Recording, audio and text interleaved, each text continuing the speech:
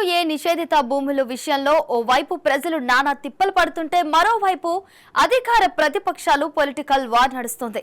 వారసత్వంగా వస్తున్న భూములు, కష్టార్జితంతో కొనుక్కున్న భూములను ప్రభుత్వం నిషేధిత జాబితాలో పెట్టిందన్న విషయం వాస్తవం. ఈ సమస్యను క్లియర్ చేయాల్సిన బాధ్యత ప్రభుత్వంపై ఉంది. ఇందులో భాగంగా ఇప్పటికే 98% పరిష్కరించామని, మిగిలిన వాటిపై ప్రజల నుంచి టోల్ ఫ్రీ నంబర్, ఇతర మార్గాల్లో వచ్చిన ఫిర్యాదులపై వేగంగా చర్యలు తీసుకుంటున్నామని మంత్రి పొంగులేటి శ్రీనివాసరెడ్డి చెప్పారు. ఈ సందర్భంగా ప్రతిపక్షాలను కుక్కలతో పోలిస్తూ కామెంట్స్ చేశారు.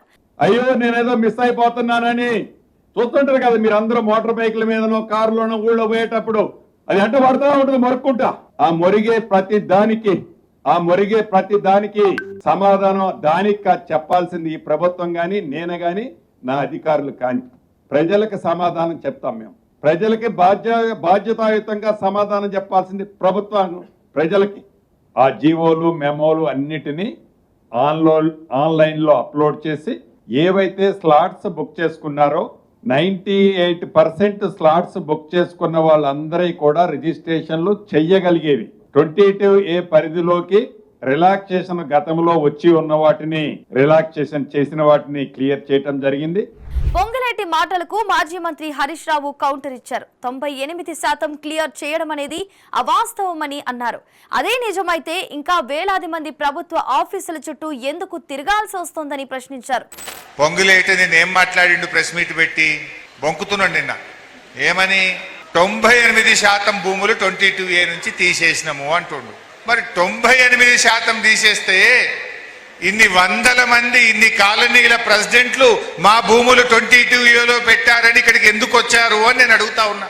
అంటే పెట్టుడు నీవంతు, దరఖాస్తులు పెట్టి ఆఫీసుల చుట్టూ తిరుగుడు ప్రజల వంత. తప్పు చేసింది నువ్వు, చేసిన తప్పును నువ్వే సవరించాలి. ప్రజలెందుకు ఆన్లైన్లో దరఖాస్తులు పెట్టాలి? ప్రజలకెందుకు శిక్ష? ప్రజలెందుకు ఆఫీసుల చుట్టూ తిరగాలి అని నేను అడుగుతా ఉన్నా. 22A నిషేధిత భూములను అడ్డం పెట్టుకుని పెద్ద కమిషనర్ల దందా నడిపిస్తున్నారని ఆయన మండిపడ్డారు. నిషేధిత జాబితాలో పెట్టింది ప్రభుత్వమే కాబట్టి ప్రజలు తిరిగే పని లేకుండా సర్కారే క్లియర్ చేయాలని డిమాండ్ చేశారు.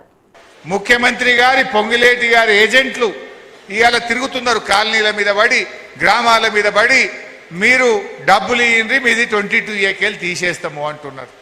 అంటే ఈ 22A వెనుక ఉన్న కథ ఏంటంటే కమిషన్లు దొబ్బుడు.